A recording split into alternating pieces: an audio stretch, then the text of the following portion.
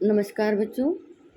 ये जो व्याख्यान मैं रिकॉर्ड कर रही हूँ, यद्यपि मैं तृतीय वर्ष के बच्चों के लिए कर रही हूँ, परंतु मैं आपको एक बात सूचित करना चाहती हूँ कि पाठ्य जो हमारा टाइम टेबल है, समय सारणी है महाविद्यालय की, उसके अनुसार मुझे पिछले वर्ष तक तृतीय वर्ष की कक्षा जो है वो नहीं दी गई थी। तो मेरे पास प्रथम वर्ष और द्वितीय वर्ष है, परंतु तृतीय वर्ष के जो बच्चे हैं वो भी कह रहे हैं कि मैं उनको पढ़ाऊँ।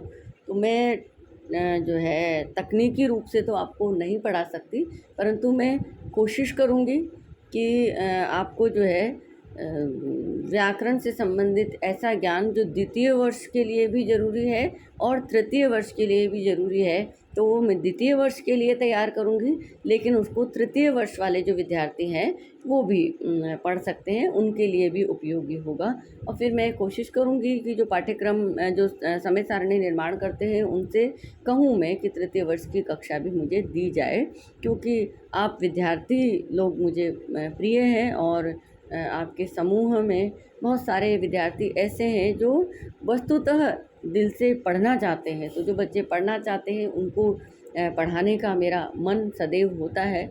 यद्यपि पिछले सत्र में अभिज्ञान शाकुंतल हमारी जो है वो हो नहीं पाई थी, तो मैं कोशिश करूँगी कि अभिज्ञान शाकुंतल में जब सेकेंड ईयर को पढ़ाऊँ तो आप लोग भी उसके साथ अभिज्ञान शाकुंतल को पढ़ें, और व्याकरण जब मैं पढ़ाऊँ सेकेंड ईयर को तो उसके साथ आप जो है व्याकरण को पढ़ें। तो मैंने आज जो है वो सेकेंड ईयर की कक्षा को जो है वो टाइम टेबल बताया था। मैं थर्ड ईयर को भी बता रही हूँ टाइम टेबल, लेकिन ये ऑफ रिकॉर्ड जो है वो टाइम टेबल में बता रही हूँ, क्योंकि पिछले वर्ष भी एमए प्रीवियस की कक्षा जो है वो मेरे पास नहीं थी और मैंने यूट्यूब पर उसको डाला था। तो जो हमारी जो टाइम टेबल या समय सारणी बनाने वाली जो मैडम है, उन्होंने इस बात का विरोध किया था कि क्योंकि ये प्रकरण मेरे पास, ये जो विषय है, ये जो पेपर है वो मेरे पास है, इसलिए आप इसकी क्लास नहीं डाल सकते। तो मैं उनका कहना जो है वो मुझे मानना है, क्योंकि वो हेड है। और अब मैं कोशिश करूँगी कि मैं उनसे निवेदन करूँ कि मुझे क्लास दें थर्ड ईयर, तो मैं जो है आप लोगों को पढ़ाऊँगी।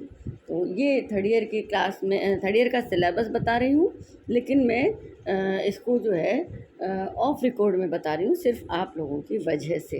तो आपकी जो थर्ड ईयर में पढ़ाऊँगी तो मैं आपको सेकेंड ईयर की क्लास में व्याकरण पढ़ाऊँगी जो आपके काम आ जाएगी, और जब टाइम टेबल में मैं कोशिश करूँगी थर्ड ईयर मिल जाएगी तो फिर मैं आपको थर्ड ईयर के रूप में भी पढ़ाऊँगी। थर्ड ईयर जो है वो तर्क संग्रह है आपके कोर्स में। तर्क संग्रह जो है वो दर्शन ग्रंथ का एक भाग है। जो तर्क संग्रह में न्याय वैशेषिक दर्शन से संबंधित जो उनका दृष्टिकोण है अन्नम भट्ट का, वो आपके कोर्स में है। तर्क संग्रह को हम पढ़ेंगे, 20 अंक का ये आपके पाठ्यक्रम में है। दूसरी इकाई में श्रीमद् भगवद गीता, जिसको आप जानते हैं, गीता महाभारत का एक अंश है और उसमें 18 अध्याय हैं। उन 18 अध्यायों में से द्वितीय अध्याय यहाँ पर आपके कोर्स में है, क्योंकि वो मुख्य रूप से किम कर्तव्य विमूढ़ अर्जुन को युद्ध समर में दिया गया उपदेश है, जो कि आप लोग भी जब भी कभी आपको न्याय का मार्ग चयन करने में संशय उत्पन्न हो तो आपके लिए ये उपयोगी हो, इसलिए गीता का द्वितीय अध्याय आपके कोर्स में रखा गया है। संपूर्ण गीता में ज्ञान योग, भक्ति योग, कर्म योग, इन तीनों मार्गों को संसार को चलाने के लिए और संसार में रहते हुए, निरासक्त रहते हुए मुक्ति पाने के उपाय के रूप में दिया गया है। तो आपके कोर्स में गीता का दूसरा अध्याय है। तीसरी इकाई में रामायण का सुंदरकांड आपके पाठ्यक्रम में है, और सुंदरकांड जिसके बारे में आप जानते हैं, आप बहुत परिचित हैं, लेकिन आप तुलसीदास रचित रामचरितमानस का सुंदरकांड पढ़ते हैं और उसके बारे में जानते हैं। लेकिन हमारा जो संस्कृत भाषा में वाल्मीकि के द्वारा जो रामायण लिखी गई है, उसमें जो सुंदरकांड है वो आपके पाठ्यक्रम में है। तो उस सुंदरकांड से भी हम रूबरू होंगे। उसमें किस तरीके से वाल्मीकि ने लिखा है उसको हम पढ़ेंगे। चौथी इकाई में मनुस्मृति है। आपको पता है कि वैदिक व्याख्या करने वाले जो ग्रंथ हैं उनमें स्मृतियाँ हैं, क्योंकि वेदों को श्रुति कहा गया है, और श्रुति को, क्योंकि तब श्रवण के आधार पर ही ज्ञान प्राप्त होता था, तो श्रुति के आधार पर स्मृति रहती है। तो वो स्मृति में उस श्रुति की कैसे व्याख्या की गई है वो स्मृति ग्रंथों में है। स्मृति ग्रंथों की संख्या पर अलग अलग विचार हैं, लेकिन मुख्य स्मृतियाँ मनुस्मृति, याज्ञवल्क्य स्मृति, ये मुख्य रूप से जो है वो सिद्धांतों की लगभग पूरी व्याख्या करती है। तो मनुस्मृति मुख्य है, और मनुस्मृति का दूसरा अध्याय जो कि ब्रह्मचारी के लिए धर्म की व्याख्या, उसके आचरण, जीवन चरित्र के बारे में बात की गई है, इसलिए आपके कोर्स में, पाठ्यक्रम में इसको रखा गया है। भारतीय दर्शन के मुख्य सिद्धांत क्या है? भारतीय दर्शन जीवन के बारे में, मोक्ष के बारे में, पुनर्जन्म के बारे में, अध्यात्म के बारे में, मनुष्य के बारे में, पुरुषार्थों के बारे में, यहाँ हम जो जीवन संचालित करते हैं, वो जो जीवन दिखाई देता है वो क्या है, वो क्यों है, यहाँ दुख क्यों है, दुख के कारण क्या है, कारणों का निवारण क्या है, हम कैसे इस जीवन को निरापद रूप से, निरासक्त रूप से, निर्बाध रूप से, आनंद रूप से, ज्ञान के साथ बिता सकें, इन सबको भारतीय दर्शन किस तरीके से देखता है, ये भारतीय दर्शन के सिद्धांतों में आपके यहाँ व्याख्या की गई है। उसको हम समझेंगे। बहुत ही आनंद देने वाला विषय जो है भारतीय दर्शन होता है। तो भारतीय दर्शन के सिद्धांतों को पढ़ने में आपके साथ बहुत आनंद आएगा। संस्कृत व्याख्या जो है वो हमेशा आता है आपके पाठ्यक्रम में। कुछ अंश तो तर्क संग्रह का जो खंड है, उन खंडों में से विकल्प देते हुए आपको संस्कृत व्याख्या करनी होगी।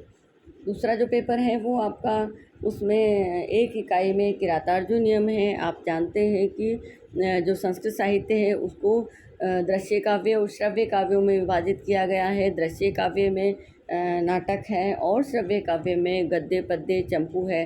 तो गद्य में कथाएं हैं, आख्यायिका है, और इसके अलावा जो है पद्य है, उसमें महाकाव्य है, खंड काव्य है, मुक्तक काव्य है, और चंपू जो है वो गद्य पद्य मिश्रित होता है। तो यहाँ जो भाग है आपका दूसरा, उसमें श्रव्य काव्य में आपके जो है किरातार्जुनीयम आपके कोर्स में है, जो कि एक महाकाव्य है। भारवी ने लिखा है, और भारवी अर्थ गौरव के लिए जाने जाते हैं, यानी कि उनके पद्यों में अर्थ जो है वो होते हैं नारियल के फल की तरह, जो ऊपर से व्याकरणिक दृष्टि से, शैली की दृष्टि से थोड़े कठोर हो सकते हैं, कठिन हो सकते हैं, लेकिन जब हम उसको भेद लेते हैं, उसका अर्थ पा लेते हैं, तो वो अर्थ जो है वो बहुत सरस और सुंदर होता है, अमृतदायी होता है, पौष्टिक होता है, मस्तिष्क को पोषण देने वाला होता है। तो इस तरीके का उनकी शैली है, और उस शैली का जो है प्रतीक है किरातार्जुनीयम। तो ये जो है किरातार्जुनीयम का एक सर्ग आपके कोर्स में है। और विश्रुत चरितम दश कुमार चरितम का एक पार्ट है, जो है दंडी का लिखा हुआ है। तो दंडी के 10 कुमार चरितम में से विश्रुत चरितम, यानी 10 कुमारों का जो चरित्र है उनमें से एक कुमार जो विश्रुत है, उनके चरित्र का वर्णन यहाँ किया गया है, उसको हम पढ़ेंगे। दंडी जो है वो यथार्थ वर्णन करने के लिए जाने जाते हैं गद्य शैली में। और उसके बाद नीति साहित्य में से आपकी नीति शतक है। नीति शतक जो है वो भर्तृहरि ने लिखा है। उन्होंने 3 शतक लिखे हैं, श्रृंगार शतक, वैराग्य शतक और नीति शतक। नीति शतक, जैसा कि आप नाम से समझ रहे हैं, नीति से संबंधित लगभग 100 पद्यों का, 100 मुक्तक पद्यों का यहाँ पर संग्रह है। तो ऊपर का एक अंश जो है वो महाकाव्य में से है, दूसरी इकाई जो है वो आपके पद्य साहित्य में से है, तीसरी इकाई जो है वो मुक्तक काव्य का अंश है, नीति शतक। और जो चौथी इकाई है वो व्याकरण की है, जिसमें तिङन्त प्रकरण है। तिङन्त मतलब जो हम धातु रूप बनाते हैं वो किस प्रकार से बनते हैं, उनमें किन किन नियमों का पालन करना होता है, वो धातु रूप है। और इसके साथ ही वाच्य परिवर्तन है। वाच्य आप जानते हैं, अगर आपने पहले पढ़ा है तो एक होता है वाक्य और एक होता है वाच्य। तो वाक्य का मतलब तो ये है कि जो कहा गया है, पदों का जो संग्रह है, सेंटेंस जिसे आप अंग्रेजी में कहते हैं, वो वाक्य होता है। लेकिन उस वाक्य में क्या कहा गया है वो वाच्य होता है, यानी किसके बारे में हम बात करना चाहते हैं वो वाच्य होता है। अंग्रेजी में हम एक्टिव वॉइस, पैसिव वॉइस इस तरीके से करते हैं, लेकिन हमारे संस्कृत में 3 वाच्य होते हैं, कर्मवाच्य, कर्तृवाच्य और भाववाच्य। कर्तृवाच्य का मतलब है कि हम कर्ता के बारे में बात कर रहे हैं। कर्मवाच्य के बारे में है कि हम कर्म के बारे में बात कर रहे हैं, कर्म मुख्य है। और भाववाच्य का मतलब है कि हम क्रिया के बारे में, भाव के बारे में हम बात कर रहे हैं। तो कर्ता मतलब जैसे हम राम आदि के बारे में बात कर रहे हैं। कर्म मतलब जो कर्म है मुख्य रूप से जिसको कर्ता करना चाहता है, जो उसकी क्रिया का लक्ष्य है, तो कर्ता का जो इप्सिततम जो कर्म है उसके बारे में हम बात कर रहे हैं। यानी वो पढ़ना चाहता है, खाना चाहता है, जाना चाहता है, तो वो कहाँ जाना चाहता है, क्या खाना चाहता है, क्या पढ़ना चाहता है, उसका क्या लक्ष्य है, वो कर्म, उसके बारे में हम बात करते हैं। तो कर्मवाच्य होता है। जैसे हम कहेंगे छात्रः पुस्तकं पठति, तो हम छात्र के बारे में बात कर रहे हैं, तो ये कर्तृवाच्य है। तो छात्रेण पुस्तकं पठ्यते, तो छात्र के द्वारा पुस्तक पढ़ी जाती है, इसका मतलब हम पुस्तक के बारे में बात कर रहे हैं, तो यहाँ कर्मवाच्य है। और तो और इसके अलावा यदि हम गम्यते, खाद्यते, हस्यते ऐसी बात करते हैं, तो क्रिया के बारे में बात कर रहे हैं, तो ये जो है वो भाववाच्य होता है। तो इस प्रकार से 3 प्रकार के वाच्य होते हैं। और पंचम इकाई में आपके जो है निबंध हैं जो अलग अलग विषयों को लेकर के होंगे। इस प्रकार से दोनों प्रश्न पत्रों की विषय वस्तु के बारे में मैंने आज आपको बताया। आज के लिए इतना ही। धन्यवाद।